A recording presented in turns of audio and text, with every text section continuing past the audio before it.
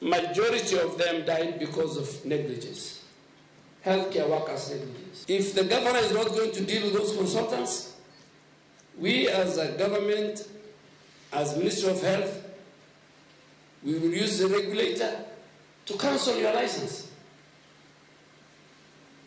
I mean, if mothers are dying, your license is not important to us. Healthcare workers must uphold the highest standard of professionalism, and negligence will not be tolerated going forward. There will be no telephone management of our patients. Jopith kod jopur nyis mondo ikre ne lal mar jamni kod cham kaluwore kod koth mapek e dwe achiel mabiro. Kaluwore kod Kenya Climate Change Working Group, gwenge ma oro nitiere ema thothne biro yudo midhiero makamano. Ahinya to jakom riwruokno owacho ni koth mapek ni biro rochago chiemo kanyakla kod ngima jamni. Giywago dok chien mar omenda ma jiwago chiemo kod midhiero mag pi oula masani odok chien ka gikwayo piny owacho mondo oket ikruok motelo mar reso oganda kapok masiragi okwakogi. Now the weather pattern shows that we are going to get 1 month of rainfall. That means that in the lower part of the country, we are likely to have less crops, and the livestock are not going to be sustained because there will be less hay and there will be less livestock feed. What does that mean? Livestock in the pastoralist areas is a bank. The banks are likely to be depleted. This is going to affect the agriculture and the kind even of crops that we are going to grow in this part of the region. When we look at the drought situation and the flooding situation in parts of Turkana in terms of Marsabit, we are seeing this is being affected. The communities don't have food, the food security is threatened, issues of energy and energy transition are being threatened. So these are some of the things and examples we are saying. If we go on this way, that our communities, this will have a ripple effect, whether it's on food security, health issues, because some of this, we are seeing some effect on climate change, on health. We will continue to see it being devastated as we go along. Jodongo e sub-county ma Nyatike South okone oganda luo mondo obedi achiel kendo gibedi e sirikal ma Manywanda mong'ere kaka broad-based government, kaka jo Juma leronwa ma giwacho ni biro neno ni dongruok medo chwalore kaluo. With disability. Seche makoro yam siasa gwego mag Kaluo kaachiel kod piny Kenya mangima igeno ni nyalo chako kudho ma opogore bang' tho mar mosnindo Prime Minister machon Raila Amolo Odinga. Jodongo e sub-county ma Nyatike South okon jotend siasa kod oganda luo duto ni nyaka koro bed jogo eko mahore. Jodongo ka hoteli kod David Ondoche wach ni ma ok sa ma oganda luo onego bed ni koro go siasa mar manyo ng'at makawo kar mosnindo Raila Amolo Odinga kako gai mar oganda luo e siasa. Koro siasa miwacho ma Raila nyocha kotho poko ike podi ywage ng'ama da ok ng'ato nyalo wacho ni adwaro kare wuoru kotho podi ywage. Nyasaye mayiero ng'ato kaka konyo jatelo wuok e kindwa manyocha tayo wan joluo taye mwabiro yiero ng'ato ma ok ni ng'ato bedo mar kelo bambana ni adhiye to kiromo.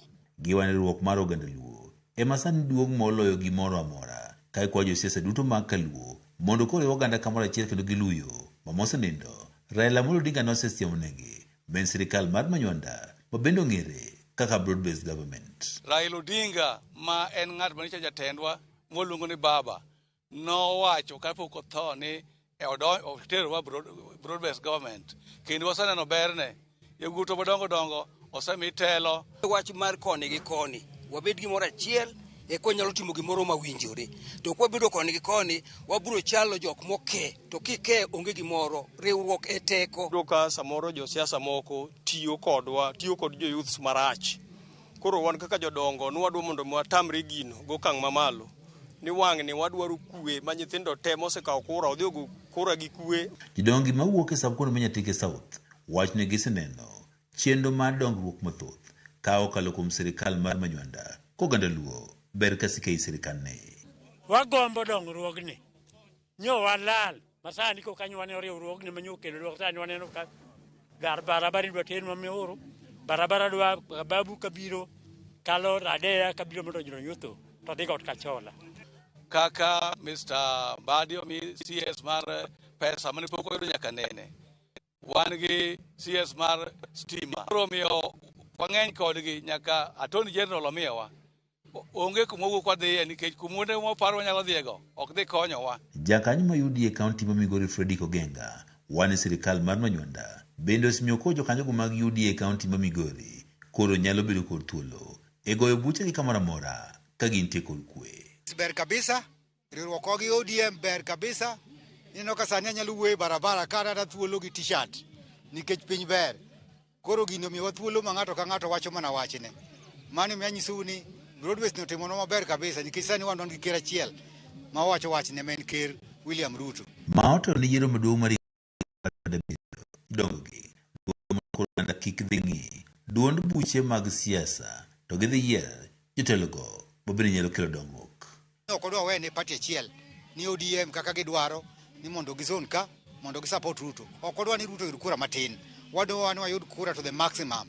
And mondo wayud mano nyaka wabed gi parties mang'eny mateni ji tema nigi interest obedo accepted kata yienegi mondo gimany kura kaka ginyalo dwaro. Kama biro chung moyiero mogike 2027 ji ogone kura ka giyie ng'ama giyie wadwaro ng'ama oyier ma jopiny oyiero. George Juma, Ramogi TV, Migori.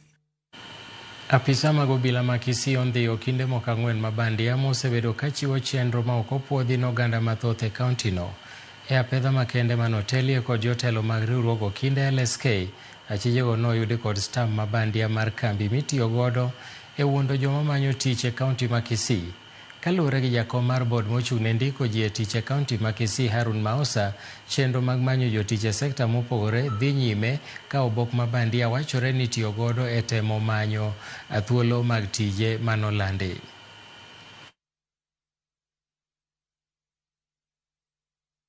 This morning we were called from the Kisii County Public Service Board. There have been complaints since the board advertised various positions that are supposed to be filled by the Kisii County government. And there are complaints that there are people who are hanging around the board offices, who are masquerading as advocates, who are misleading members of the public, and that we are also having cyber offices that are within that region, within the board offices, who have stamps, advocate stamps. They are certifying documents, they are commissioning ESCC documents without being advocate. Today we managed to arrest 3 of them, together with the stamps they were using. We did call the advocates that their stamps were being used, and they confirmed to us that they don't know such individuals, and they said suspects are already in custody. Yes. Nimefika Public Service Board ku apply for my brother na nimepata advocate akaniambia lipa shilingi 300 tukusaidie ndio uingize makaratasi. So our governor alisema hakuna mambo na pesa kupeleka makaratasi kwa board. Na ndio nimesangaa mbona tena tunapata watu wamesimama kwa gate wanatuambia tupeane pesa. Because I was not aware what is going on. And then from there they asked me who signed for you. I directed them to the man who signed for me. They arrested the man. He's at the Kisii Central Police. Nyula ma iteso mantiere Kenya gi Uganda obiro kanyakla mar kedo koda keny mondo lwenje makit chwech kod neno Uganda gi odak makare. Anyuola go noromo e gwenge ma Bukeda e piny Uganda e romo margi ma higa ka higa kama nyiri matindo mapok odhi katedo noket e nyim ruothgi kama nomigi puonj kod gweth e wi dak makare. Elvis Ochieng nigi ler mathoth. Romo ma ibago higa ka higa kod anyuolano mar Iteso matimo nyasi ne higa mar 3 mar Ten Papa Sunday Emolot. Thor wach manowuok en kwayo kwe, riwruok kata biro kanyakla ma janyuolano kod ber mar rito kitgi kod timbegi. Mondo mi gichop dwachgi, jochiw paro makanyo osingo limo dhot ka dhot mar loso chenro mag kinde ka kinde. I want to see in Iteso an adult, a mature woman giving birth and nurturing that life, not a young kid giving birth to another kid. That thing is killing my heart. We are launching the ACADEF, Acolyte Development Foundation, which is focusing on protecting our girl children, making sure that we avoid teenage pregnancies, we make sure girls are going to school, we make sure that girls are not discriminated against, and they are protected against the evils of especially sexual and gender-based violence. Giwacho ni dwachgi en neno ni gikedo kod iye mohiu, oganda dok kod kwe kendo lweny mag kit chwecho dok piny ka oganda mabiro dak kendo luwo kido mag ogandagi. They are so surprised when they see me practice our values. For example, when they see me kneeling before my king, they're like, oh, what is it? And when they see the Ugandan, my fellow Ugandan women kneel before their husbands, girls kneel before their elders, they're so surprised because this is not practiced there.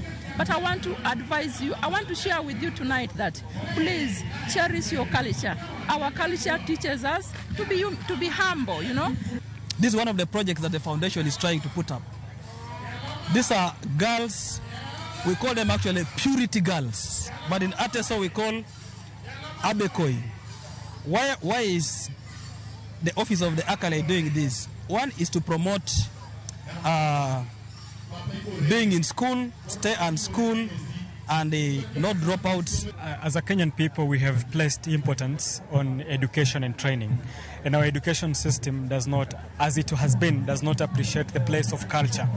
And so we have been modernized to focus more on education, employment, and civilization, as opposed to appreciating the place of culture within our society. Kamano bende, gijiwo pinje mag Afrika mondo miyo riwre mar neno ni kwe obedo kata bedo ni dhugruok mag teknolojia omedore. And in fact, my message specifically that I carried to the people, not of Ateso only, but I'm talking about every African, is that you can never know who your brother really is until you know the person whom you share the same blood, the same color of the skin. Kama bunge tumechukua hatua ya kuhakikisha kwamba kuna sheria ambayo inawezesha utamaduni kuimarishwa katika bunge letu la Busia. MCAs mana nitie romono wacho ni gibiro temo matek neno ni ji obiro kanyakla kendo kwe obedo e kaunti ma Busia, ka bende giwacho ni gibiro chwalo paro e od bura ma Busia mar neno ni kido mag oganda omi luor kokalo e chik. Ochieng' Elvis, Ramogi TV.